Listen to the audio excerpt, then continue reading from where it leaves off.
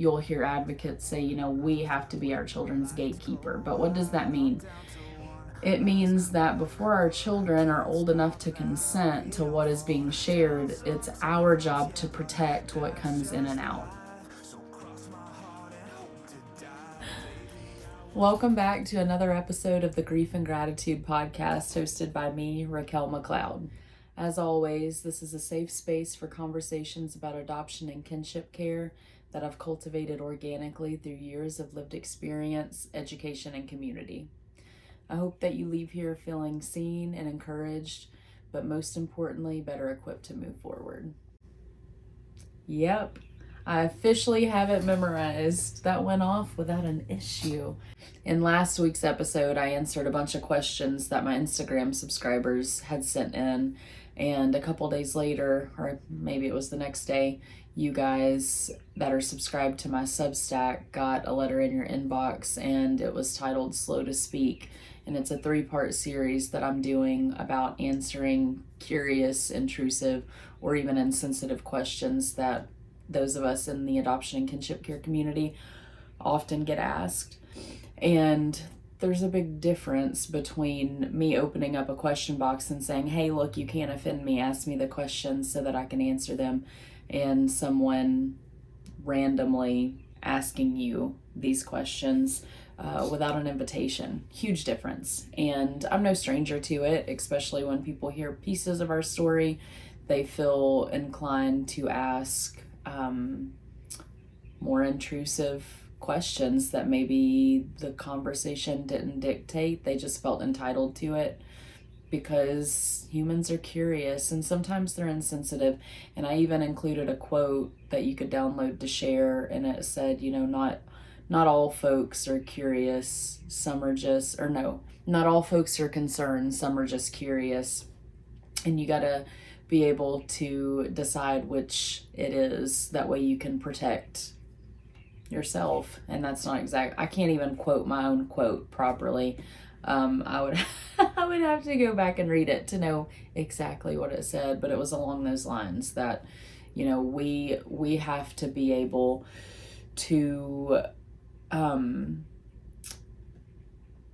discern what the motive is of the question asker, because something else that I talked about in that blog post, and if you've not read it, if you're not subscribed to my Substack, I highly suggest it. You can subscribe for free. That entire article was free. The paid stuff or the extra stuff is below a paywall. For $5 a month you can subscribe and get the extra content, but the meat of what I was saying was for all subscribers. And essentially we have to be able to develop our discernment to know if people are being intrusive or just curious, if they're concerned or nosy. It's not always a given for some people, and I would say even me, there's times that I can overshare and I'm not doing a good job at discerning the motive of the person. And sometimes what that looks like afterwards is like these pains of regret or guilt or worry, like, oh man, I don't think I should have shared that much. And I don't often get those feelings, so I feel like when I do experience them, it is out of the blue for me, and I do take notice, and it makes me question, like, oh, maybe that person didn't have good motives for asking these questions. So even though I'm not necessarily ashamed or embarrassed to answer, and I even share so much on a public platform, there's things that I'll share in private that I won't share publicly, like in a one-on-one conversation, different parts of my story that I'm more comfortable sharing person to person than I am with an audience. And so whenever I have those conversations, a lot of times I walk away feeling at peace, like that person needed to hear that. It is going to help them in their own journey. But then there's the rare occasion that I just have this sinking feeling like I don't think I should have shared all that. And I feel like that is discernment or instinct or my gut, like whatever you want to label it, intuition, telling me like maybe that wasn't the person to open up to. Maybe they're not going to honor or respect that part of your story. But hindsight is 2020 and we can't go back and change what we did. But another thing that I shared in the Substack post was different ways to develop our discernment and to grow that. And some people use the word intuition, and the difference that I found is discernment is typically attributed to spiritual growth, while intuition is more of just a secular term for that gut feeling that all of us typically have, some stronger than others. And so one of the ways that we can grow that and develop it into a viable skill set is to reflect on past experiences and realize, like, what was it that felt off? What was it that made that interaction feel like it wasn't the best interaction? And moving forward, what can I do to avoid that in the future? And so I guess that's kind of what I want to talk about today. Let's talk about discernment, sharing our stories, and without going into too much detail about next week's blog post, which we're going to dissect the second part of this series. We're going to talk about being our children's gatekeepers, because especially if you are a foster, adoptive, or kinship parent, a lot of the story that we have to share is so closely intertwined with our children that it's not fully ours, and we really need to develop our discernment as we decide what we can share or what we should share, what we shouldn't share. So let's talk more about discernment. Let's dissect that. And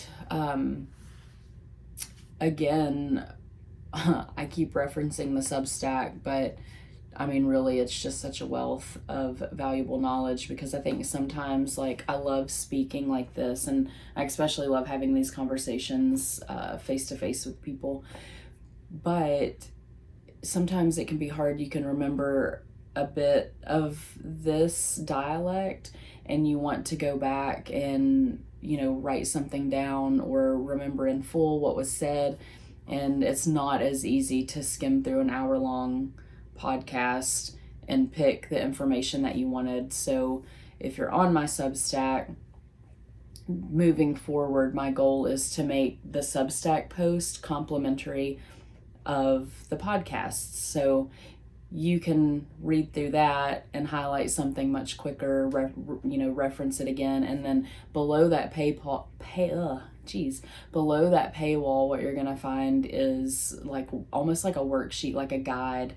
And so, like I said, it's $5 a month, and if that's not in your budget, to add another $5 to your bills, totally get that. My husband and I have been there so many times, most of our marriage, kind of there now, just being super careful with what we invest in, because we have goals to meet.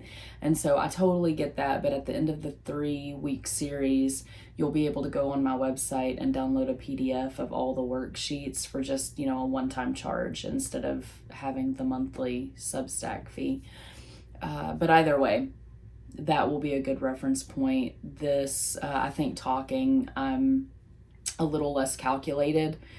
Whenever I write, I get to read over it 1,500 times and make sure that the words are structured just right and they sound good and they convey my message. But there's less room to go off on storytelling tangents, which I also like to do because I'm super into that form of teaching. And I think it's called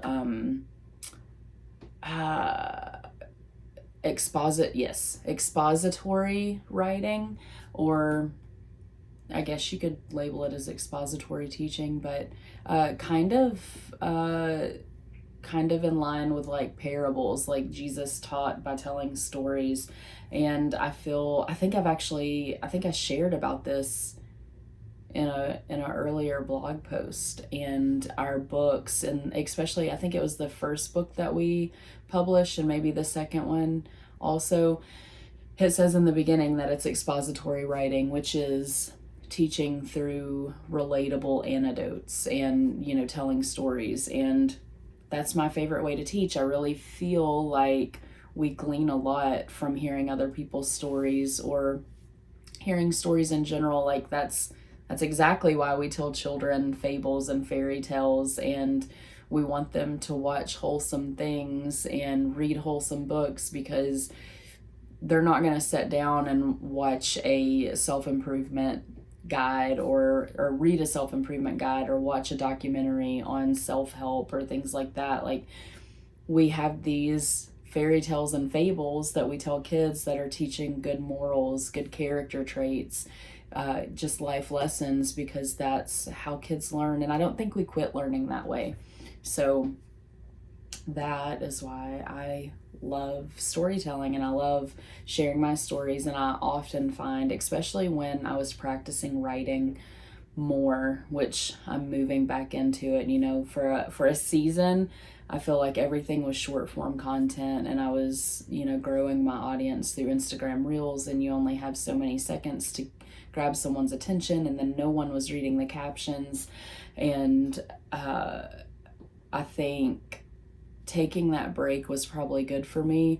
I think I needed it, but I miss the long form writing. I miss the storytelling. I miss the long, heartfelt captions, because I think words can be really powerful if we allow them to be, and I think they can be used for good. And so no more of the, I'll still make some reels because they're fun and I enjoy it as just another form of creativity, but that is not going to be my main form of educating anymore. I'll be relying heavily on this podcasting, speaking of teaching and speaking, and this is how my mind works, the tangents that I run off on. If you didn't see on my Instagram, I shared Filled Retreats announcement of their speaker lineup, and guess who's on it? Me. I know. I was completely blown away when Jamie reached out, and I was super excited to accept the invitation to come speak at Filled. It's gonna be a big stage. It's intimidating. Like, I don't say that to boast or brag. I say that because I'm nervous and I want your prayers. Like, speaking in smaller groups is not difficult for me. I quite enjoy it, but I've never been in front of an audience that large, and I know that there's so much potential good for that. And I prayed about it. I talked to my husband about it, and my sister, and a few close friends. I talked to my oldest about it, and everyone was just like, no, you need to do this. You have got to do this. And I believe they're right. And I think I was trying to let fear hold me back when I contemplated saying no thank you. But I am excited, just a tad bit nervous, and I'll get to speak and share my story there. It'll be February of next year, so I have a while to prepare.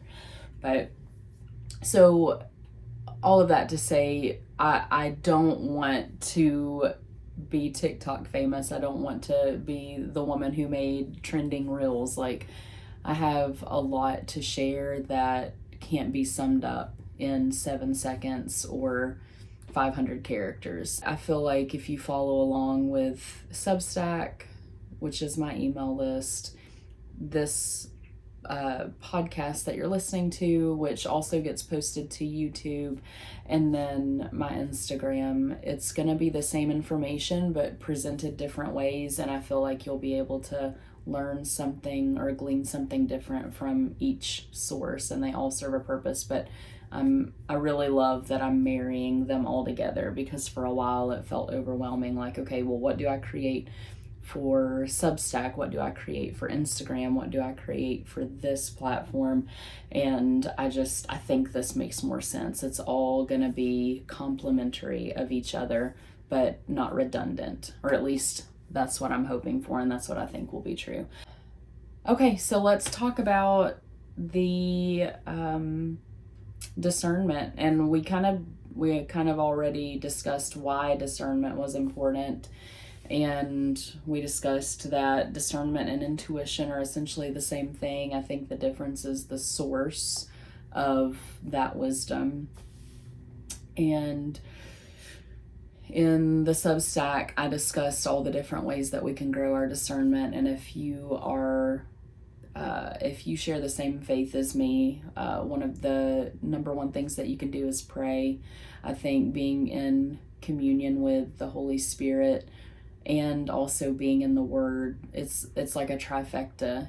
We can't just rely on reading Scripture. We can't just rely on praying. We can't just rely on inviting the Holy Spirit to guide us. Like it's got to be the trifecta.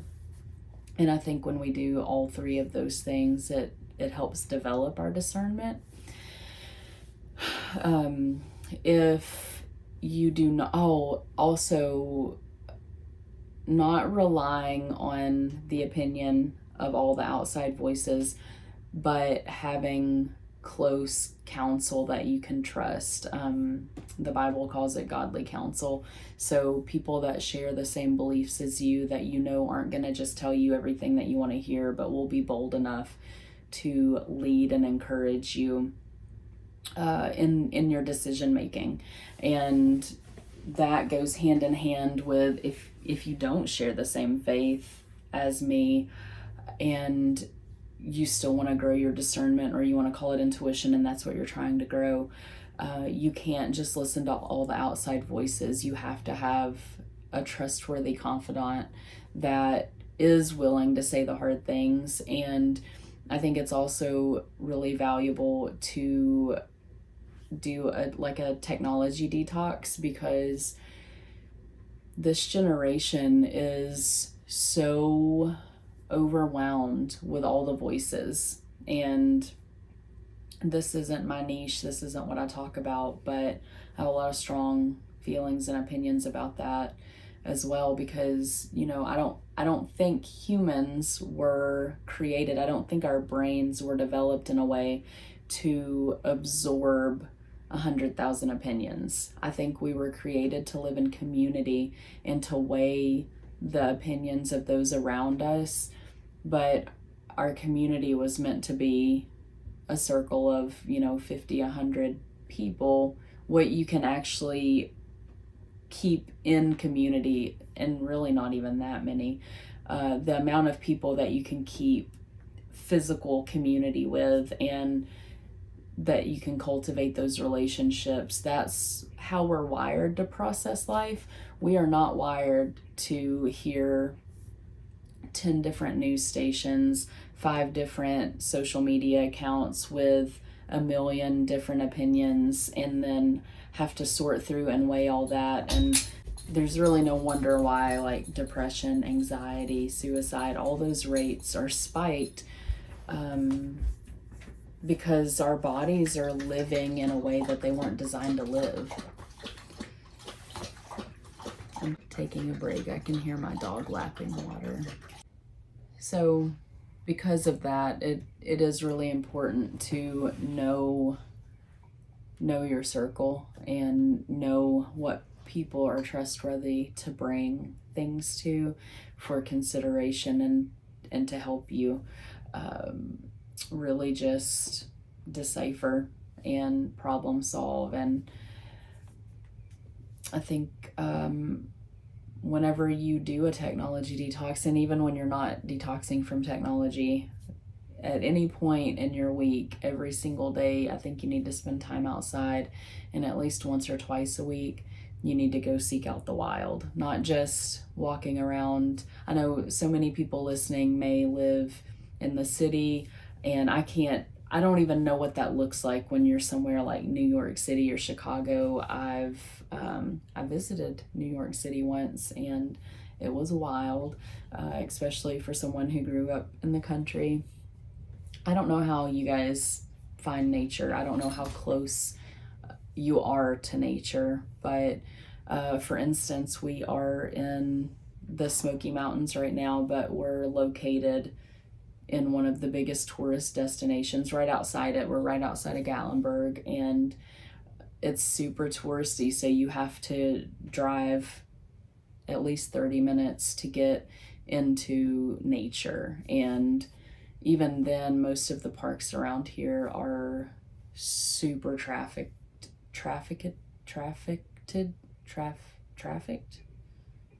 crowded. Most of the parks around here are super crowded, and that's not enjoyable for me. So I don't want to go to a park where I have to walk elbow to elbow with a bunch of other hikers. That's not how I like to enjoy nature. I like to find peaceful, quiet places to just let my mind relax. And we're super fortunate that the campground that we're staying at actually has a very short trail that runs through it, but along a river, and it's beautiful, and very few people seem to utilize it. So I go out there every single day. I could just walk the concrete black-topped loop to take our dog on a walk, but I always take the off trail back into the beautiful little wooded area that runs by the river and let my mind like relax. I try to sometimes I'll bring my phone with me, and I have little photos and videos because they make me happy just of how beautiful it is back there. But most days I leave my phone at home for that walk, just so I'm disconnected from the pings and the dings and the notifications, and can just enjoy the sound of birds and the rushing water. And my senses are on high alert because my dog's prey drive is super strong, and even though he's a good boy, as soon as he sees a squirrel, it's not fun. So just being out in nature. And a study that I read was explaining why being in nature can help strengthen your intuition.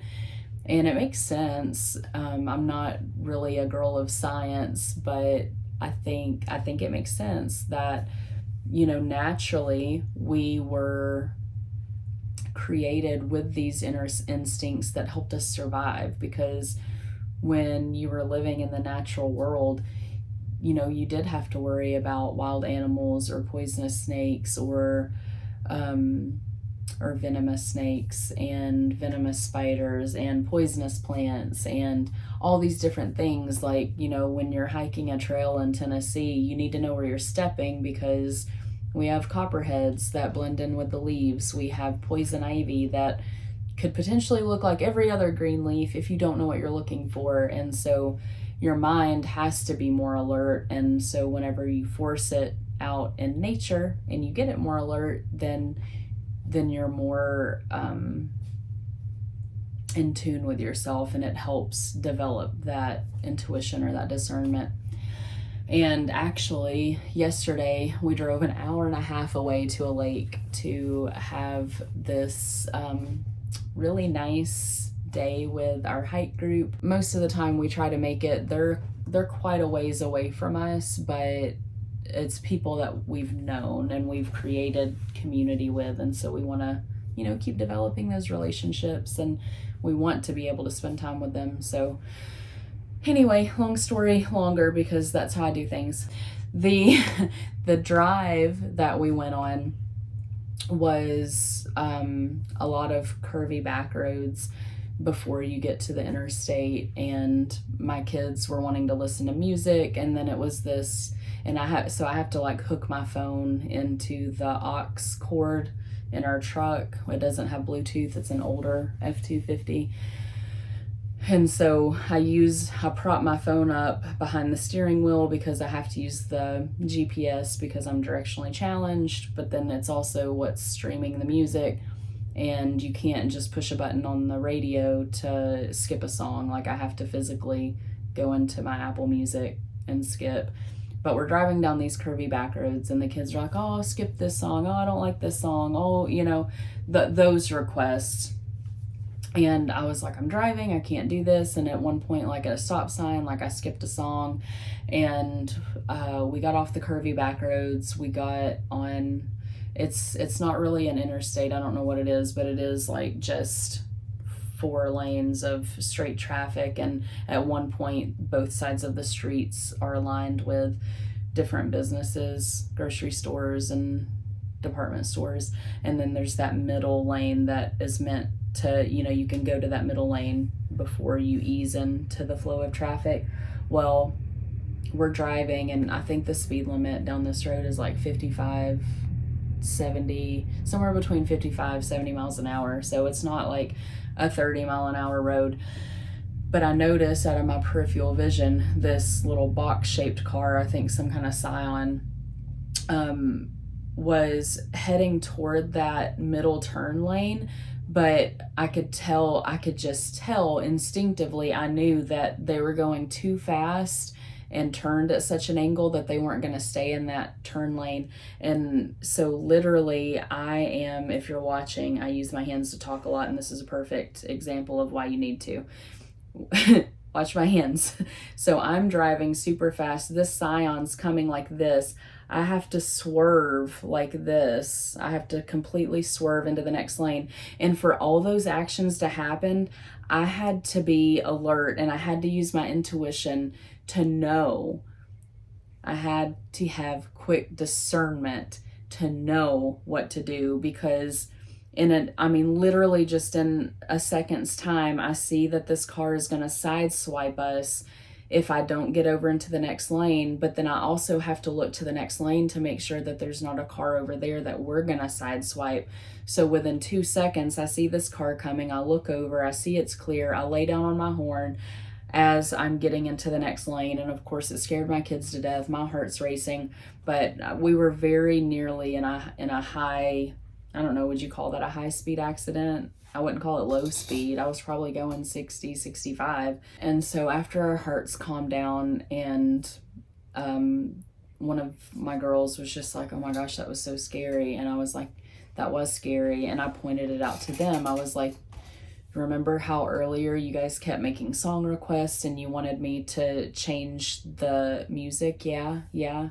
I said, well, if I would have been distracted by doing that, all that entire accident or near accident took all of 5 seconds to happen. In those 5 seconds, if my eyes would have been glancing at my phone trying to change the song, I would not have noticed what that other car was doing, and I certainly wouldn't have been able to swerve over to avoid that accident. I wouldn't have had the time to look in the next lane to make sure that I wasn't going to cause an accident by swerving. Like, it literally happened so quick. And a lot of people are like, it doesn't take that long to change a song, or whatever the excuse is for not paying attention to the road.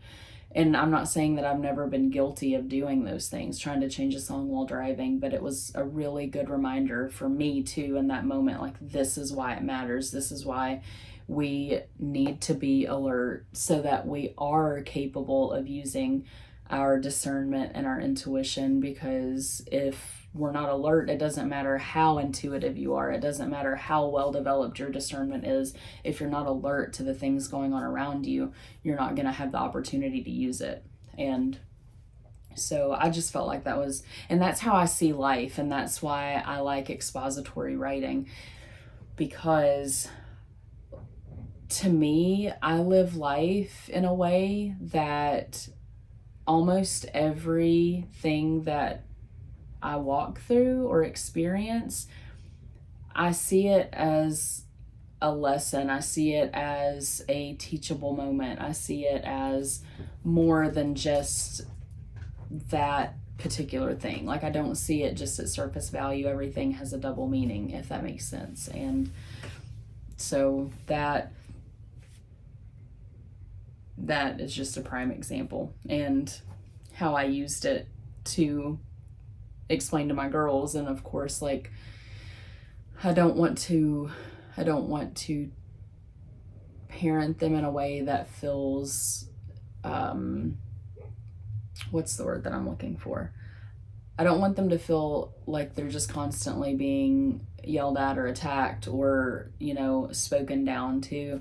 I want it to be in the same way that I try to teach on a screen, or, on a stage, or behind, words on a blog or a book. I I like to use these moments. So that conversation turned into, that's why it's so important whenever you guys start driving that you remember moments like this and you're not on your phone trying to text someone or change a song, because you never know what could happen in a split second. It doesn't mean that, you know, you're going to be the dangerous driver, but there are dangerous drivers out there. And if you're not alert, then you cannot react to those situations. So, yeah, trying to decide where I want to go from here. I think I have fairly good discernment, and I don't know if that's because of the life that I've lived. I feel like I've had to discern people's intentions.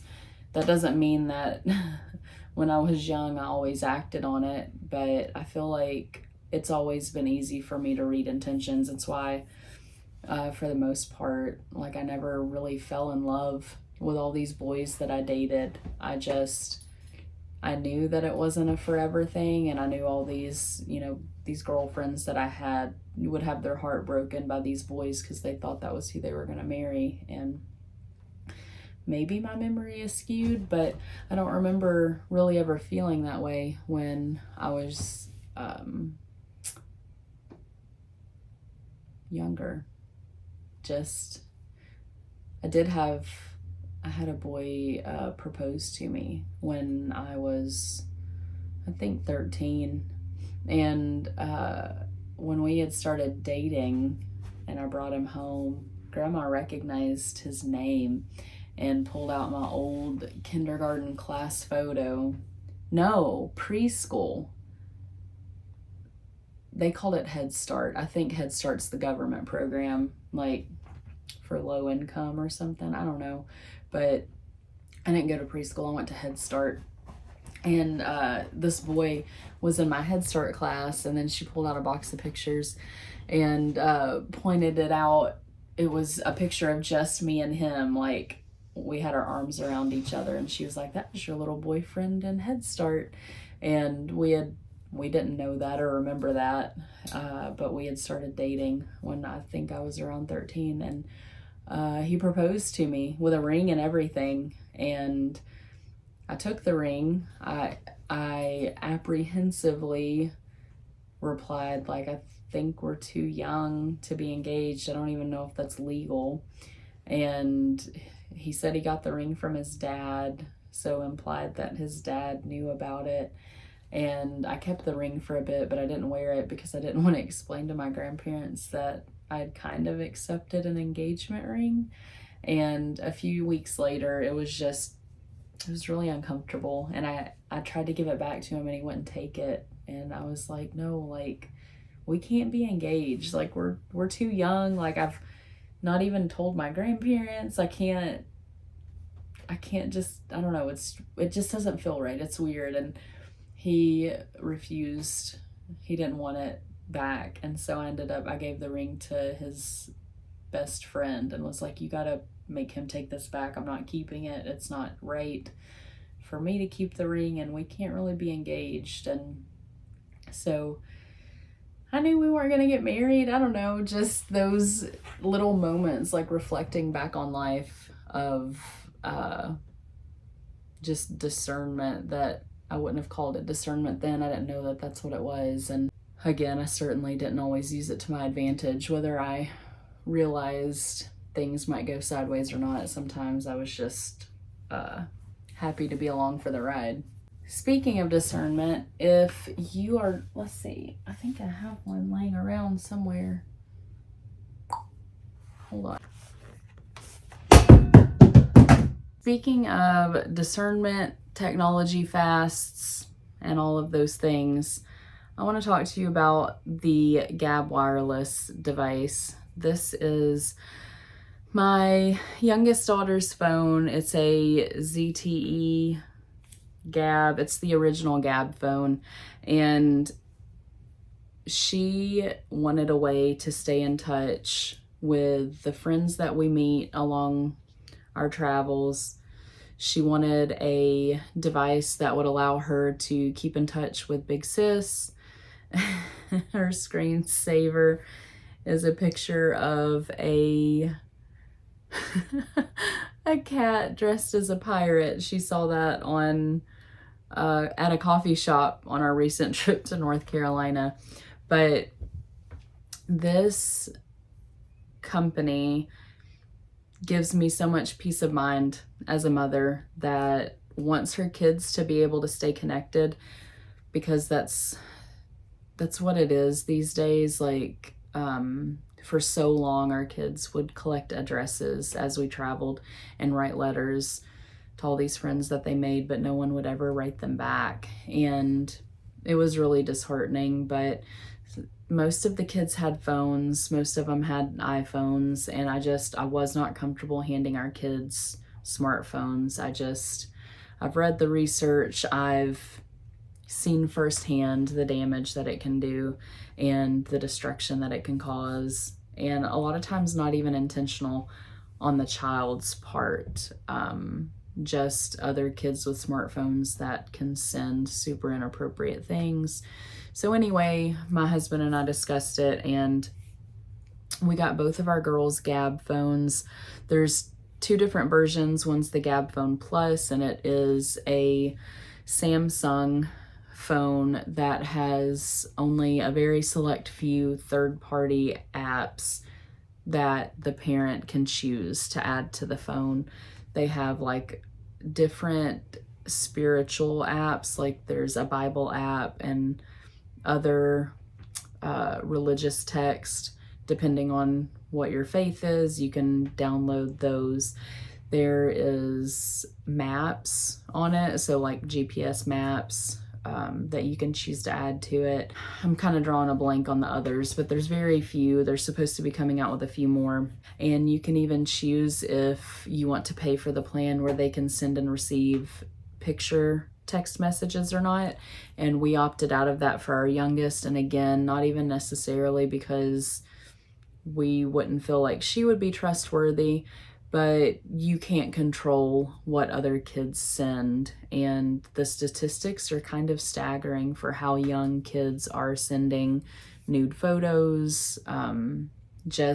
Imagine all the things that ran through your mind at 9, 10, 11, 12 years old, all the curiosities you had, and then you're given a smartphone which has all the capabilities in the world of looking all of those things up. All you have to do is say, what is blank, and search, and it's going to come up. And it exposes our kids to things that they are really not ready to see yet. And so what it has done for both of them is given them an access point to be able to have an old-fashioned phone call or even a text conversation with friends and family without having to go through my phone, which is most of the time tied up with work stuff.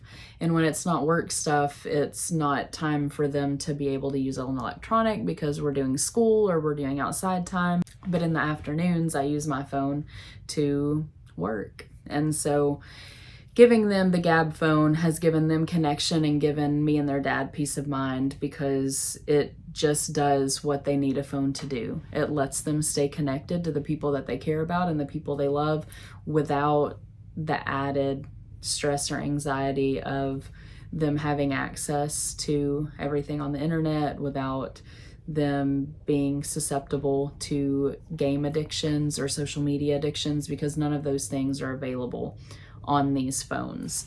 And it also puts a camera in their pocket, which, let's be honest, like, that's the sweetest, to just look through their photos and how they capture the world around them, because it's not always convenient to carry around a DSLR or even an old 35 millimeter.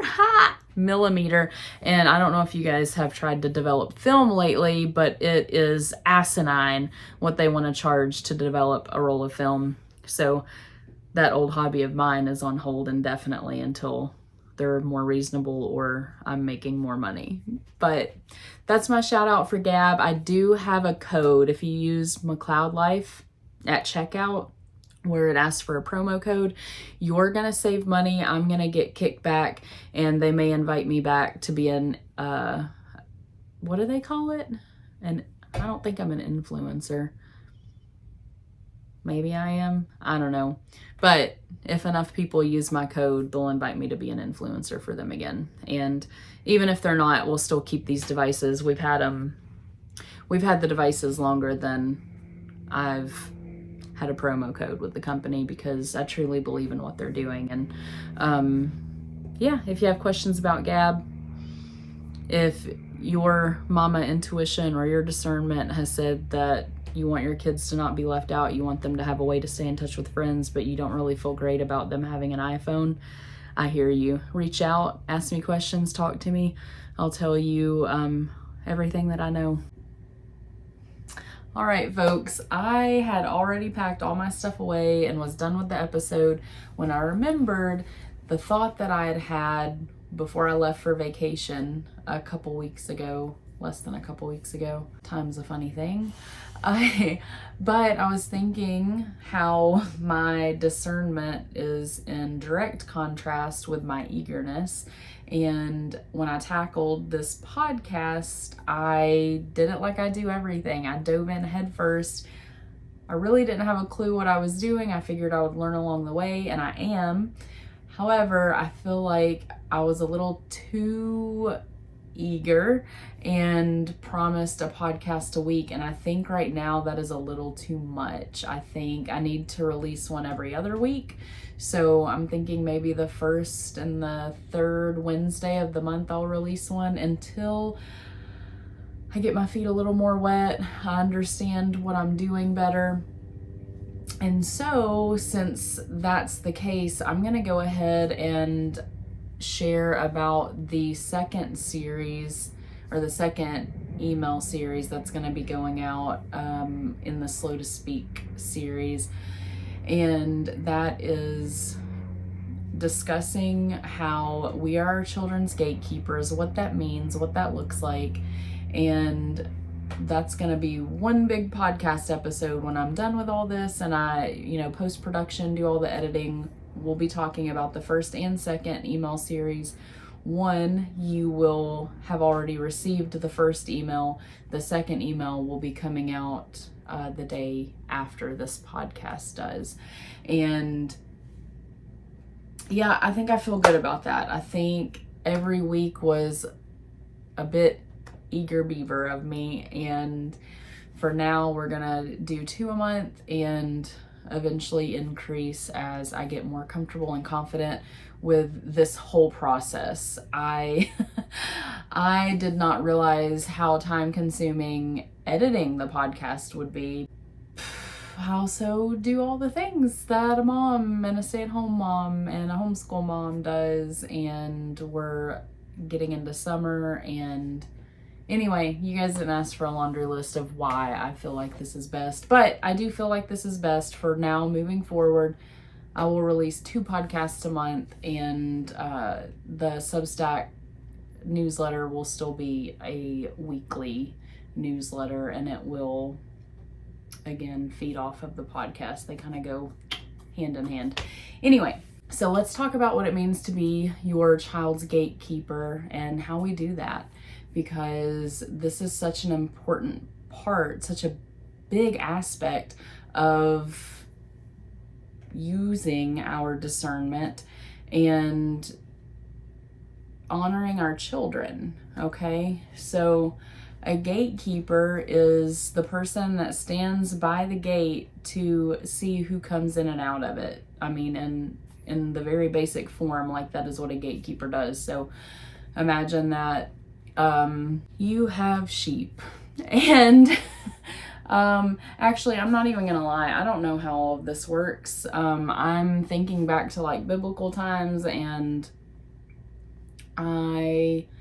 or just the olden days, and when, properties or towns were guarded or protected by walls or gates, and there had to be someone there deciding who could come in and out, and that's what the gatekeeper did.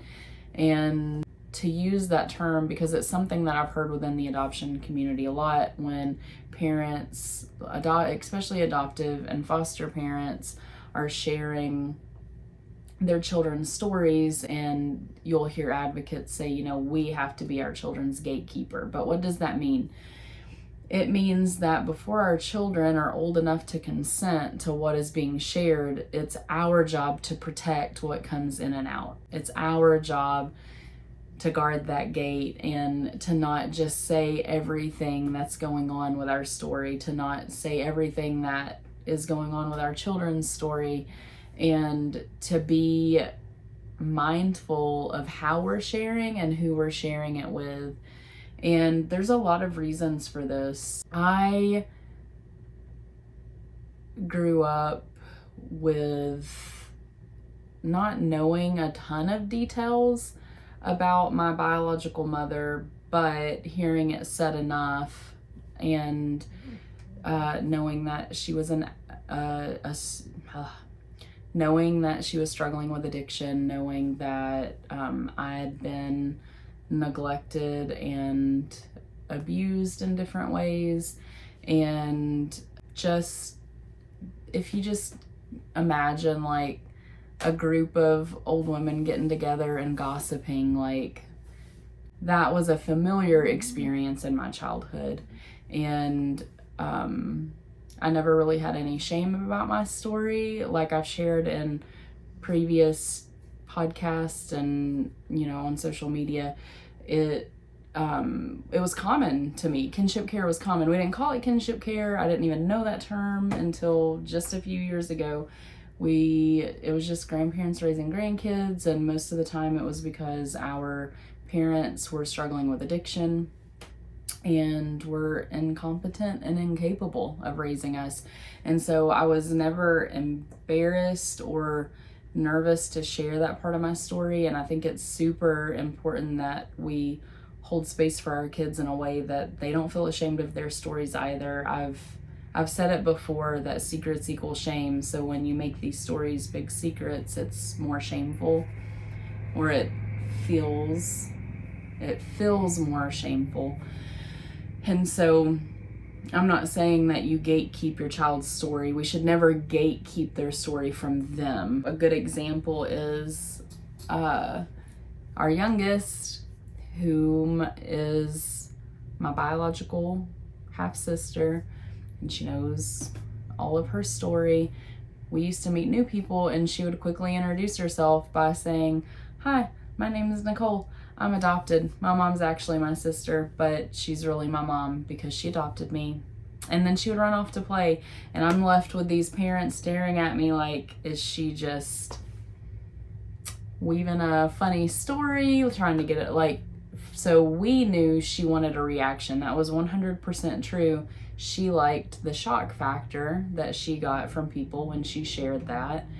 But eventually she grew out of that, and she quit introducing herself that way. And so I would do check-ins because this is what I advocate for. And so when we meet new people and they ask, because I don't know if it's a everywhere thing, a Southern thing, but they always ask, "What do you do?"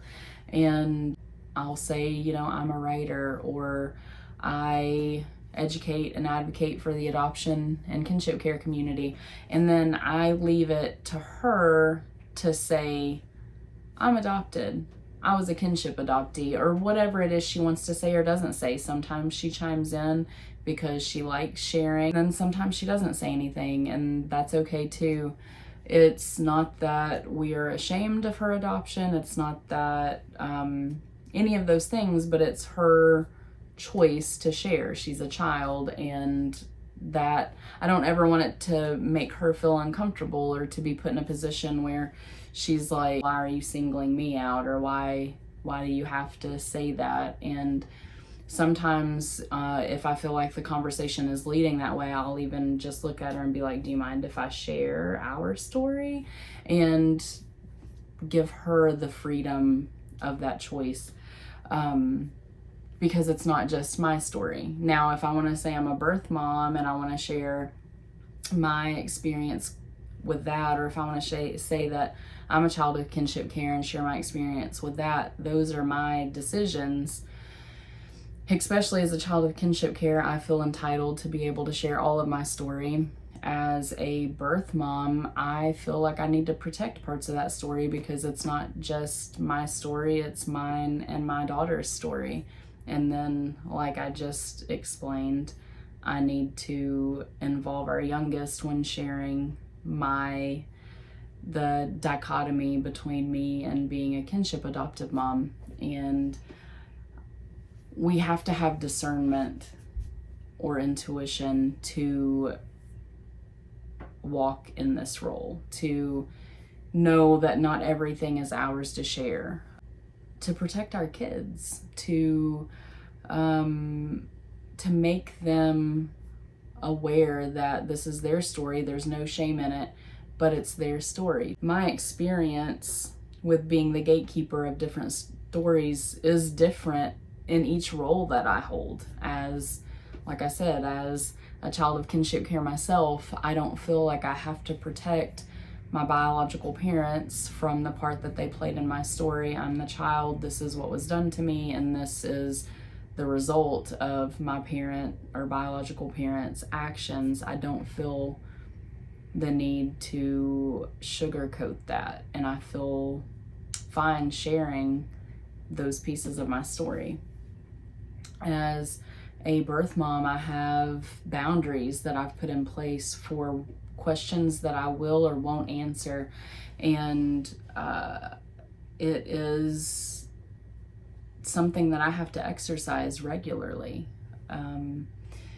Whenever I share on social media, or especially if I open up a question box, and even not always on a question box, just on reels or whatever, people will ask intrusive questions that I'm not comfortable responding to, and I have to set that boundary. And most people are respectful of that, but not all of them. A lot of them want to chide and push and make you feel like you're doing something wrong by not telling them your entire story or your child's entire story. And that's when you have to remain strong. Like the gatekeeper that is protecting a city, for example, can't be bullied into opening the gate for an unsafe person.